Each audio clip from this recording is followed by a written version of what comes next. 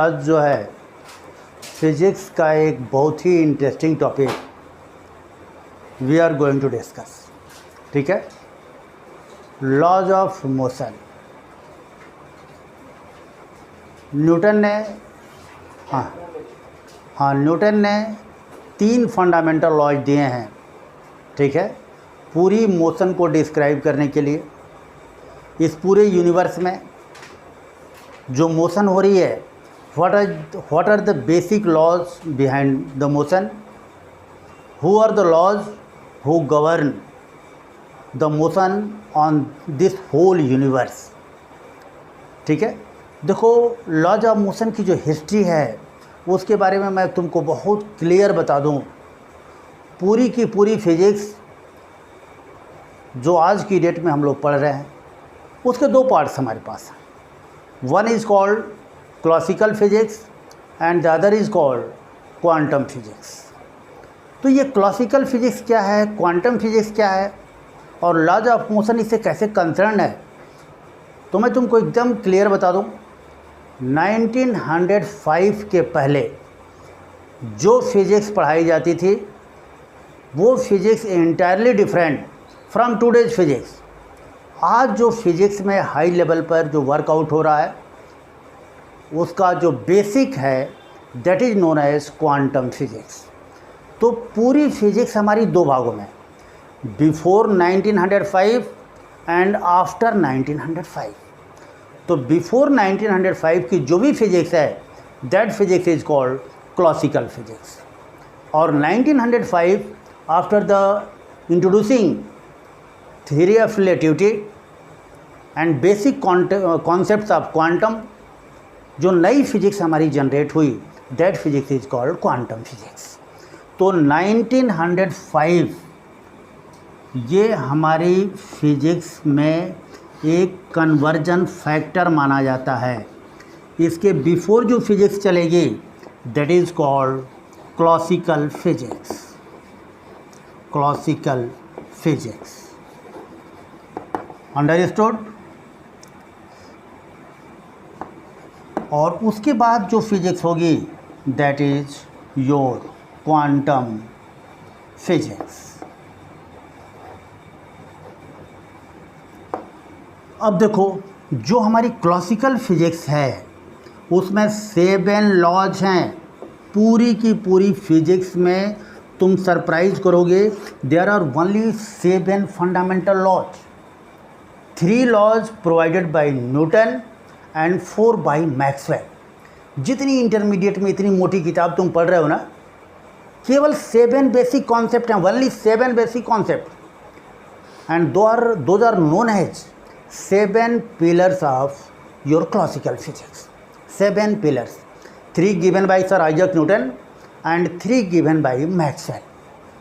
तो ये पूरी की पूरी क्लासिकल फिजिक्स के 7 पिलर्स हैं, आपको दिमाग में रखना होगा। केवल 7 फंडामेंटल लॉज हैं, उन्हीं के इर्द गिर्द पूरी फिजिक्स आपकी घूम रही है। कोई और बेसिक लॉ नहीं है ही नहीं, कोई और थ्योरम नहीं है। 3 हमारे न्यूटन ने प्रोवाइड किए हैं और 4 मैक्सवेल ने प्रोवाइड किया। केवल ये हमारे 7 फंडामेंटल लॉज हैं क्लासिकल फिजिक्स में। जो 3 जो बेसिक लॉज हैं गिवन बाय न्यूटन और called the laws of motion which I am going to teach you today. तो हम कंसंट्रेट करने जा रहे हैं लॉज ऑफ मोशन पर जो न्यूटन ने प्रोवाइड किए हैं। उसको बहुत केयरफुली आप सुनोगे। कोई भी चीज़ आपको डाउट आती है तो मेरे सामने रखो, हम उसको इमीडिएट क्लियर करेंगे।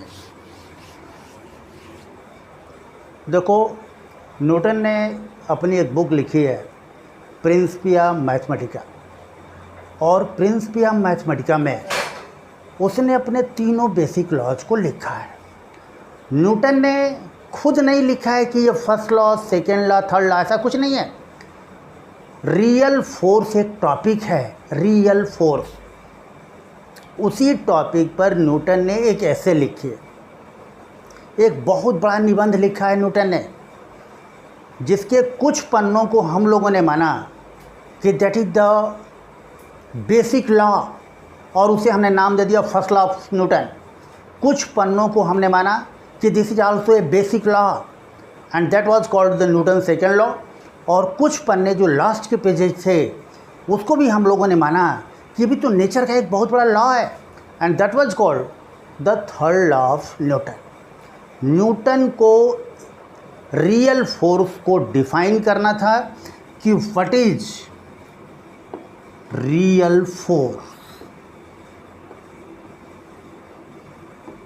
रियल फोर्स एक टॉपिक था जिस पर न्यूटन को अपनी एसे लिखनी थी, that is your real force. जब किसी भी चीज़ को तुम्हें डिफाइन करना होता है, कोई भी प्रोडक्ट है, कोई भी फैक्ट्री जब लॉन्च करेगी, जब उसको डिफाइन करेगी, उसको बताएगी, तो कुछ बेसिक चीज़ें होंगी जो उसे पहले बताना पड़ेगा। पहली चीज़ सामने आएगी, what is the function of this. जो चीज़ भी आप तुम इंट्रोड्यूस करने जा रहे हो उसका बेसिक फंक्शन क्या है। तो न्यूटन को रियल फोर्स को इंट्रोड्यूस करना था, तो उसने सबसे पहले बताया कि what is the function of force. जब फोर्स किसी भी बॉडी पे लगता है तो फोर्स क्या करेगा, what is the function of force. In his first law Newton states about the function of force. ठीक है, force is an agency which develops acceleration of in a body. Force का जो फंक्शन क्या है, it produces acceleration. तो सबसे पहला जो कॉन्सेप्ट आ रहा है, what is the function of force. ये क्वेश्चन बन रहा है। यदि फोर्स कोई चीज़ है तो जब किसी बॉडी पर लगेगी तो करेगी क्या, इसका फंक्शन क्या है। न्यूटन अपनी फर्स्ट लॉ में इसका रिप्लाई देता है। न्यूटन कहता है कि जब भी किसी बॉडी पे फोर्स लगेगा, ये कन्फर्म मानो, बॉडी विल बी एक्सेलरेटेड। तो that means the function of force is to produce acceleration. जब भी कि बॉडी पर फोर्स लगेगा तो बॉडी की वेलोसिटी कांस्टेंट नहीं रह सकती, इट विल एक्सेलरेट। ठीक है, तो अब यहाँ देखो न्यूटन साफ साफ लिख रहा है कि इफ़, अपने फर्स्ट लॉ में न्यूटन लिखता है, if force is equal to 0। यदि किसी बॉडी पे लगने वाला फोर्स आपका 0 है, बॉडी पे कोई फोर्स नहीं लग रहा है, तो कन्फर्म है बॉडी की एक्सेलरेशन क्या होगी, that will be 0। Body accelerate नहीं करेगी, that means velocity of body will be constant. तो फर्स्ट लॉ में देखो ये जो 2 लाइनें हमने लिखी हैं, that is enough to understand everything about जो है फर्स्ट लॉ। जब भी बॉडी पर फोर्स लगेगा तो इसका काम क्या है, एक्सेलरेशन को डेवलप करना। यदि बॉडी पर फोर्स नहीं लगा है तो कन्फर्म है बॉडी की एक्सेलरेशन 0 होगी, दैट मीन्स बॉडी की वेलोसिटी कांस्टेंट रहेगी। न्यूटन के आने के पहले लगभग 50-100 साल पहले गैलीलियो अपनी इन बातों को लिख चुका था, बस गैलीलियो का अप्रोच कुछ अलग था। गैलीलियो अपनी लॉ ऑफ इनर्शिया में लिखता है, all bodies of the universe are inert. दुनिया के जितनी भी बॉडीज हैं सब इनर्ट हैं। That means they have property to retain their state, either the state of rest और द स्टेट ऑफ मोशन। यदि बॉडी हमारी रुकी है तो इसकी एक टेंडेंसी है to remain in rest. If body is moving it has tendency to move, ये मूव करना चाहेगी, ये खुद नहीं रुकेगी until an external force is applied. तो गैलीलियो अपनी लॉ ऑफ इनर्शिया में लिखता है, if a body is in the state of rest it will continue to be in rest until an external force is applied on it. Similarly, if a body is in the state of motion, it will continue to move in same direction with same velocity until an external force is applied. Newton में तो यही बात कहता है कि body के ऊपर force नहीं लगेगा तो बॉडी की वेलोसिटी कांस्टेंट रहेगी। बॉडी रेस्ट में है तो वेलोसिटी जीरो है, उसकी वेलोसिटी जीरो बनी रहेगी। यदि बॉडी मूव कर रही है तो उस जिस वेलोसिटी से चल रही है उसी वेलोसिटी से चलती रहेगी। तो न्यूटन के first law completely the law of inertia given by Galileo. तो फर्स्ट लॉ में तुमको सिर्फ इतनी बात ध्यान रखनी है, the function of force is to produce acceleration, if force is missing acceleration will be missing. ठीक है, तो if F is equal to zero acceleration is equal to zero. इसीलिए हम लोग कभी कभी कहते हैं first law is the functional definition of force. First law हमें ये बताता है कि what is the function of force. First law पर कोई डाउट है? बस फर्स्ट लॉ के बारे में तुमको अपने दिमाग में एक छोटा सा इंटरप्रिटेशन रखना है। यदि किसी बॉडी पर फोर्स नहीं लगा है तो कन्फर्म है कि बॉडी की वेलोसिटी कांस्टेंट रहेगी, उसमें कोई भी एक्सेलरेशन नहीं होगा। That means if it is in the state of rest it will continue to be in rest, if it is moving it will continue to move with the same velocity in same direction. कहीं कोई doubt? अब देखो, Newton अपनी first law में जब इस बात को बेहद कॉन्फिडेंस के साथ कहता है कि फोर्स का फंक्शन एक्सेलरेशन प्रोवाइड करना है, तो लोग उससे जानना चाहेंगे कि what will be the value of acceleration. आखिरकार फोर्स एक्सेलरेशन डेवलप करता है तो एक्सेलरेशन कितना होगा, लोग जानेंगे। न्यूटन अपनी सेकेंड लॉ में इसी बात पर फोकस करता है। Second law is the quantitative definition of force. वो फोर्स की क्वांटिटेटिव डेफिनेशन है। न्यूटन अपनी देखो सेकेंड लॉ में क्या कहता है, उसको बहुत अच्छी तरह दिमाग में सेटअप करो। देखो, सेकेंड लॉ, जो न्यूटन की सेकेंड लॉ है, इसके बारे में तुम समझो अच्छी तरह से। If F exists, F exist means किसी बॉडी पे फोर्स लगा है, तो कन्फर्म समझ लीजिए एक्सेलरेशन एग्जिस्ट्स। कन्फर्म है कि बॉडी की मोशन में एक्सेलरेशन होगा, इसका मतलब बॉडी की वेलोसिटी कांस्टेंट नहीं रह सकती। What will be the value of acceleration? Newton states that acceleration of the body will be the force on body divided by its mass। ठीक है, तो acceleration is equal to force divided by mass. This implies force is equal to mass into acceleration. Force की value किसके बराबर होगी? Mass into acceleration. तो second law में Newton ये बताता है कि जब किसी बॉडी पे फोर्स लगेगा तो फोर्स एक्सेलरेशन डेवलप करेगा, और एक्सेलरेशन की वैल्यू कितनी होगी? The force divided by mass. That means force is equal to mass into acceleration. याद रखिएगा, force and acceleration both are vector quantities. Acceleration will have the same direction as the direction of force.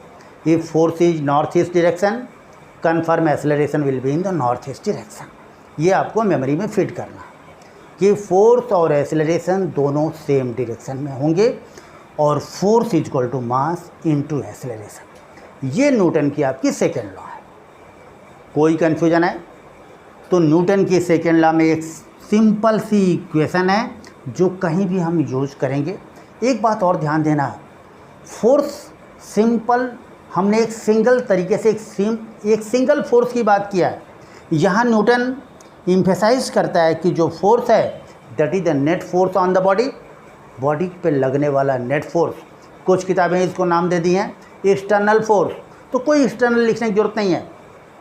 आप सिर्फ इतना ही याद रखोगे, net force acting on a body is equal to mass of the body into its acceleration. समझ में आ रहा? कोई दिक्कत है? तो ये न्यूटन की आपकी सेकेंड लॉ। बाद में हम आपको बताएंगे कि how this law is connected with conservation of linear momentum. उसको भी चाहो तो अभी हम क्लियर करा दे रहे हैं। देखो,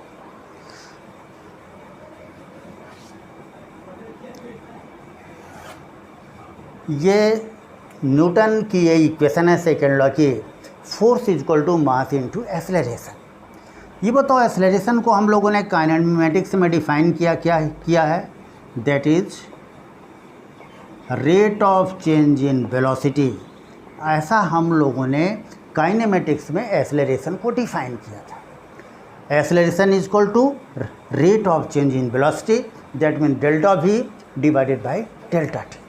We can easily write acceleration is equal to final velocity minus initial velocity divided by del t। ये हमारे पास एक्सेलरेशन का डेफिनीशन है। एक्सेलरेशन की कॉन्सेप्ट हमारे पास यही है, multiply with mass M A is equal to M into your V final minus V initial divided by delta T. ठीक है, ये बताओ ये मास इनटू वेलोसिटी हम लोग अच्छी तरह जानते हैं। When mass is multiplied with velocity it is defined as linear momentum of the body. तो mass into final velocity that means final linear momentum, mass into initial velocity that means initial linear momentum.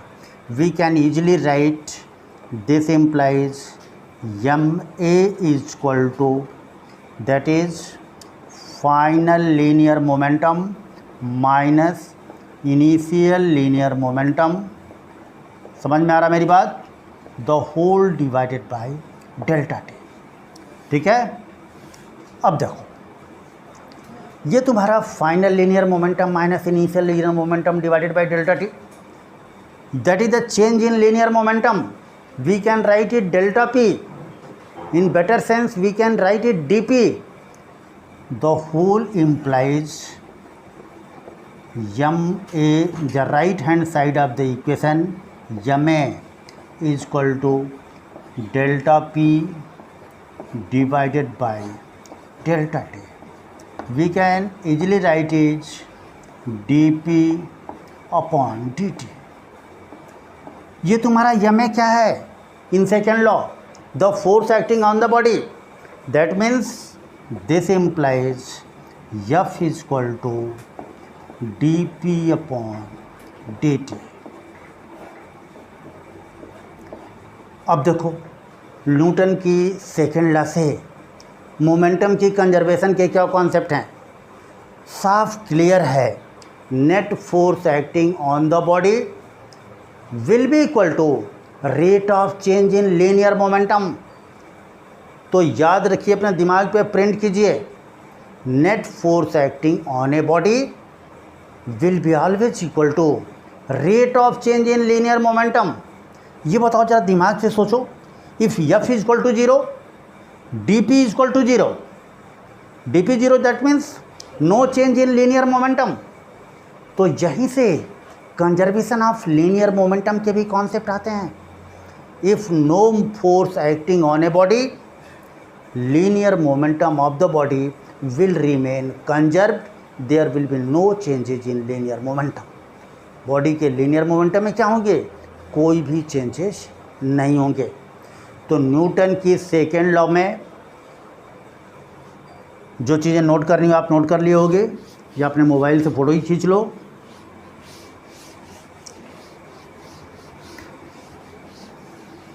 Newton की second law में हम दो चीज़ें बहुत clearly अपने दिमाग में लिख फिट करेंगे। जब किसी बॉडी पे फोर्स लगेगा इसकी वैल्यू किसके बराबर होगी? Mass into acceleration. ठीक है, इसका दूसरा इंटरप्रिटेशन हम क्या अपने दिमाग में रखेंगे? F is equal to that is D P upon D T. ये दोनों ही इक्वेशंस कहलाती हैं सेकेंड लॉ ऑफ मोशन। ठीक है, तो मैथमेटिकल फॉर्म में यदि आपको जानना है कि what is the second law, simply you will state F is equal to ma, force is equal to mass into acceleration, force is equal to mass into acceleration, या F is equal to dp/dt। First law को यदि आपको समझना हो तो आप simply अपने दिमाग में रखोगे इफ F इजक्वल टू 0, यदि बॉडी पे कोई भी फोर्स नहीं लगा है तो कन्फर्म है उसकी एक्सेलरेशन क्या होगी, acceleration is equal to 0। This implies body की वेलोसिटी हमारी क्या रहेगी, दैट विल बी कांस्टेंट। यदि बॉडी रुकी है it will continue to be in rest, इसकी वेलोसिटी 0 बनी रहेगी। यदि किसी वेलोसिटी से चल रही है तो उसी वेलोसिटी से चलती रहेगी क्योंकि वेलोसिटी कांस्टेंट है। तो ये है आपके न्यूटन की फर्स्ट लॉ और ये है न्यूटन की सेकंड लॉ। तो ये दोनों कोर कॉन्सेप्ट्स हैं फर्स्ट लॉ के और ये कोर कॉन्सेप्ट आपका है सेकंड लॉ का। कोई भी डाउट हो तो हमें बताओ। तो न्यूटन की सेकंड लॉ में आपको अपनी इक्वेशन हमेशा लर्न कर लेनी है, दिमाग में प्रिंट कर लो। Net force acting on a body is equal to mass and its acceleration. Acceleration will be directed in the same direction, that is the direction of force. If force is in northeast direction, acceleration will be directed in northeast direction. कहीं कोई confusion है, कोई doubt है? अब देखो ये दो basic हमारे फंडामेंटल लॉज होंगी जो हम अपनी मेमोरी में रखेंगे। अब देखो रियल फोर्स के डेफिनेशन से हम लोगों की बातें शुरू हुई थी। रियल फोर्स के बारे में दो चीज़ें न्यूटन ने बता दिया। First, what is the function of force, उसने क्लियर कर दिया अपने फर्स्ट लॉ में, the function of force is to produce acceleration. Newton ने अपनी सेकेंड लॉ में बताया कि एक्सेलरेशन पैदा करता है तो कितना पैदा करेगा, what will be the magnitude of acceleration. Newton clearly defines that acceleration is equal to force divided by mass। एक बात याद रखोगे, more the mass less will be the value of acceleration, acceleration is equal to force divided by mass। यहाँ से Galileo के law of inertia को भी का इंडिकेशन मिलता है। यदि बॉडी का मास ज़्यादा है तो बॉडी की इनर्शिया ज़्यादा है। यदि उसकी वेलोसिटी में चेंजेस करना चाहते हो तो बहुत पावरफुल फोर्स चाहिए, because acceleration is force divided by मास। यदि बॉडी आपकी बहुत बड़ी है तो फोर्स बहुत मामूली एक्सेलरेशन देगा, और बॉडी छोटी है तो फोर्स हमारा क्या होगा, बड़ा एक्सेलरेशन देगा। तो जो है acceleration will be inversely proportional to mass. More the mass less will be the value of acceleration, less the mass more will be the value of acceleration. ये दोनों हमारे बेसिक लॉज हैं। अब देखो फंक्शन के बारे में हमें आइडिया लग गई कि what is the function of force. हमें ये आइडिया लग गई कि यदि एक्सेलरेशन पैदा करेगा तो कितना पैदा करेगा। अब न्यूटन को रियल फोर्स के बारे में कुछ और फीचर्स डिफाइन करने थे। दो चीज़ें तो हमने बता दिया, फंक्शन क्या है इसका और what will be the magnitude of function, ये भी क्लियर हो गया। अब न्यूटन को कुछ बेसिक चीज़ें उसे डिफाइन करने थे, और बेसिक चीज़ों में क्या था, some other features about force, force के बारे में कुछ अदर फीचर्स उसको बताने थे। अपनी थर्ड लॉ में बहुत क्लियरली न्यूटन कुछ अदर फीचर्स के बारे में बात करता है, और अदर फीचर्स हमारे क्या हैं उसको दिमाग से समझो। देखो अब हमारी बातें शुरू हो रही हैं थर्ड लॉ के इर्द गिर्द हमारी सारी बातें होंगी। थर्ड लॉ में न्यूटन स्टार्ट करता है, देखो यू डू नॉट माइंड, बच्चे बड़ी लापरवाही से ये याद करते हैं कि every action has equal and opposite reaction, और वो कह देते हैं यही न्यूटन की थर्ड लॉ। टीचर भी खुश हो जाता है, बच्चे भी खुश हैं, बस यही न्यूटन की थर्ड लॉ है। Every action has equal and opposite reaction. Newton की थर्ड लॉ केवल इतना ही नहीं है, न्यूटन अपनी थर्ड लॉ को सबसे ज़्यादा इम्फेसाइज करता है। न्यूटन अपनी थर्ड लॉ में पहला पॉइंट क्लियर करता है, वो लिखता क्या है, force is N interaction, force is N interaction. That means हमेशा फोर्स दो बॉडीज के बीच में डेवलप होने वाली कोई चीज़ है। याद रखिएगा, a single force does not exist in universe. पूरे इन यूनिवर्स में अकेला फोर्स कभी पैदा हो ही नहीं सकता है। जब भी फोर्स की एग्जिस्टेंस आएगी, फोर्स हमेशा दो होगा, क्योंकि दो बॉडीज़ के बीच में ये डेवलप होने वाला कोई इंटरेक्शन है।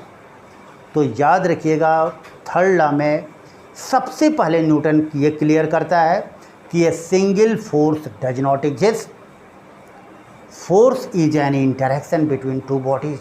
अकेला बल कभी पैदा नहीं होगा। जब भी फोर्स पैदा होगा, कोई ना कोई दो बॉडीज होंगी, और दो बॉडीज एक दूसरे पर फोर्स लगाएंगे और एक ही साथ लगाएंगे। तो याद रखिएगा, फोर्स एक इंटरेक्शन है दो बॉडीज के बीच में। A single force does not exist. तो पहला पॉइंट तो यही है। सेकेंड पॉइंट, नेचर में फोर्स जब भी आएगा विद इट्स काउंटर पेयर, और काउंटर पेयर का नाम हम लोगों ने रखा है फोर्स ऑफ रिएक्शन।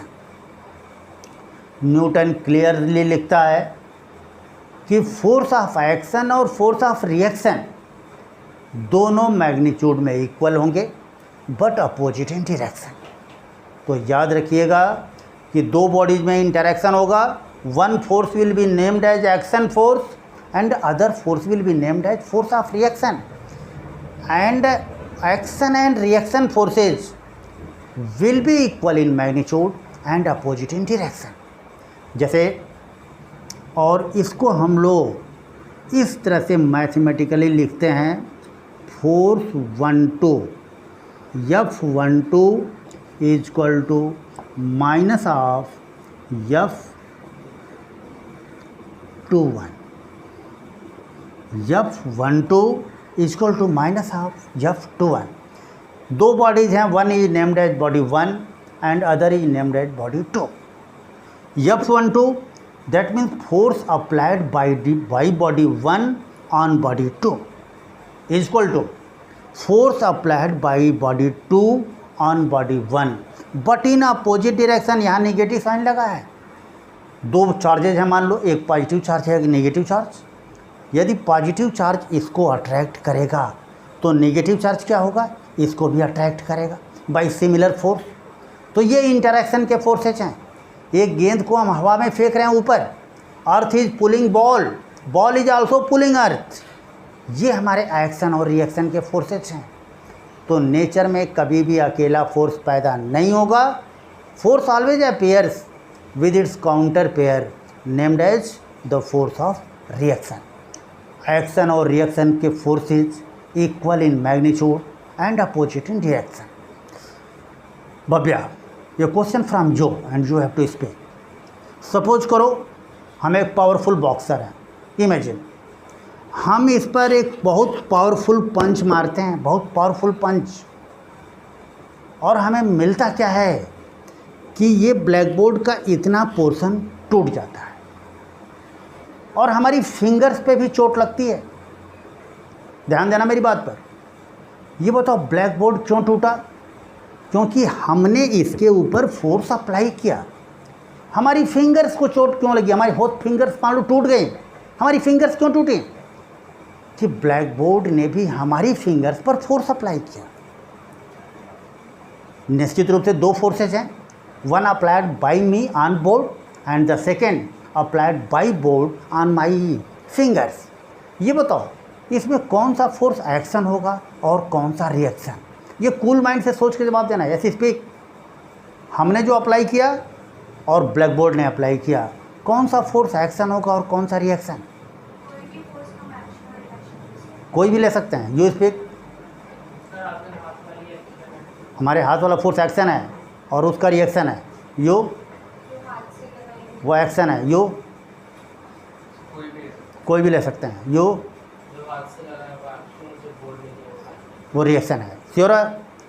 देखो, अब हमेशा याद रखना, हमें ऐसा लग रहा है कि हाथ से लगने वाला फोर्स पहले लगा है और ब्लैक बोर्ड वाला फोर्स बाद में लगा है, हमें ऐसा अपीयर होता है, लेकिन नेचर में ऐसा नहीं है।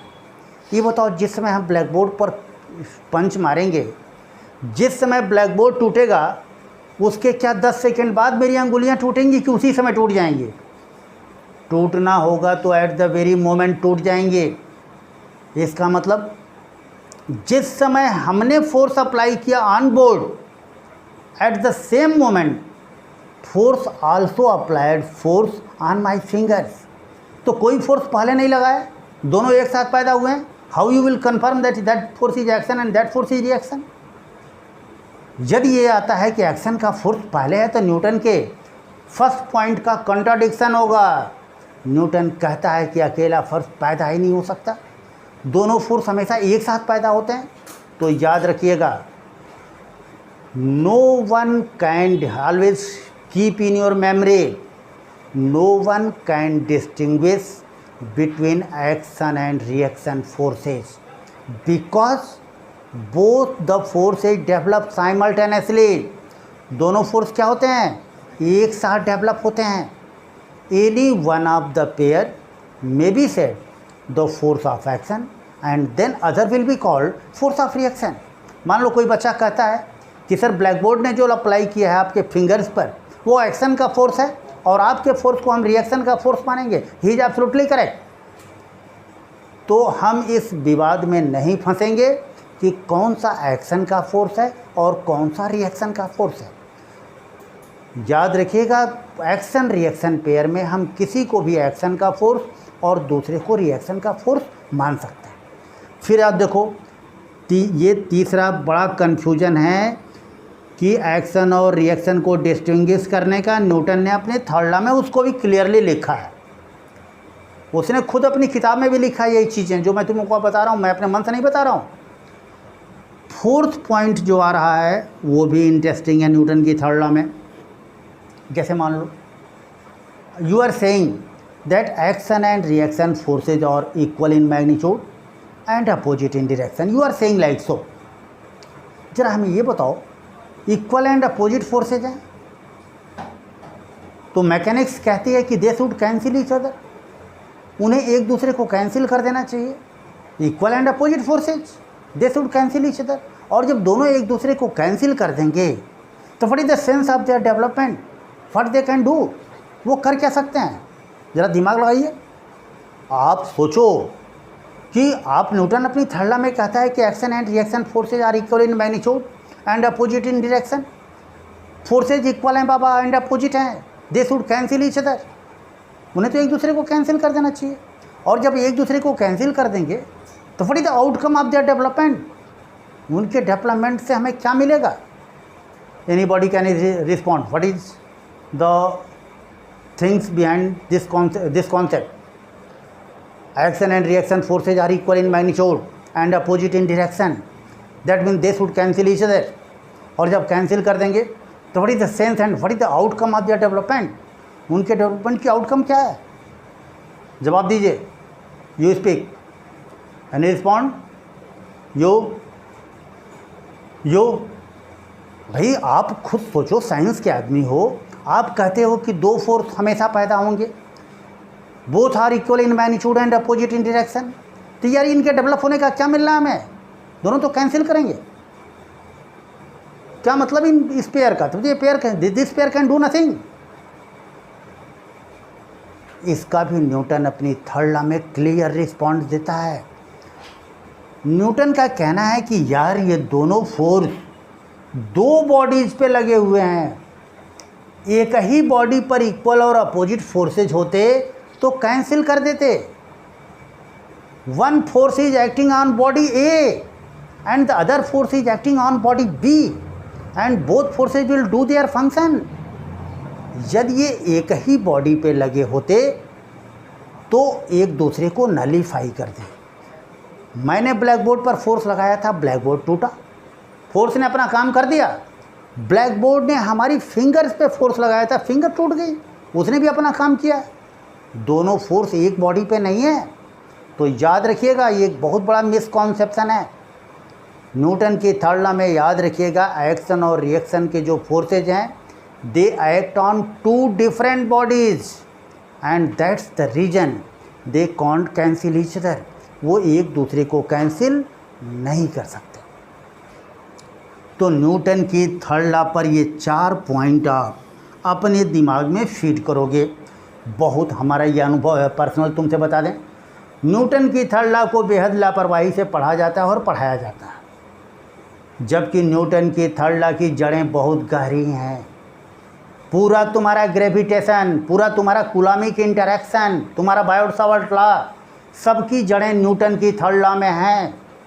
सब इंटरैक्शन के फोर्सेस हैं। Earth is a mass, ball is a mass, interaction between two massive bodies, interaction will be always equal in magnitude and opposite in direction। तो न्यूटन के थर्ड लॉ में 4 पॉइंट तुम अपनी मेमोरी में रखोगे। मेरा पर्सनल एक्सपीरियंस है कि लोग इसको बहुत लापरवाही से पढ़ते हैं। पहली चीज़ you will keep in memory, force is an interaction between two bodies, alone force does not exist in this universe. इस पूरे यूनिवर्स में कहीं भी अकेला बल कभी पैदा नहीं हो सकता।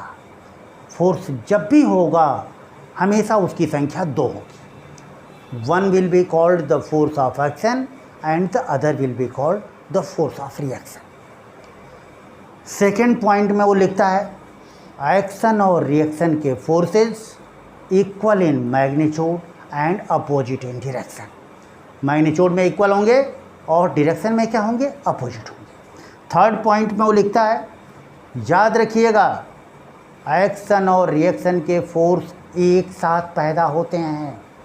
कोई माइक्रो सेकेंड भी पहले नहीं है कि किसी पार्टिकुलर को तुम कह दो कि this is the force of action and other is the force of reaction. No, they develop simultaneously and hence we can't distinguish between them. Any one of them will be said the force of action and then the other will be called the force of reaction। Clear है।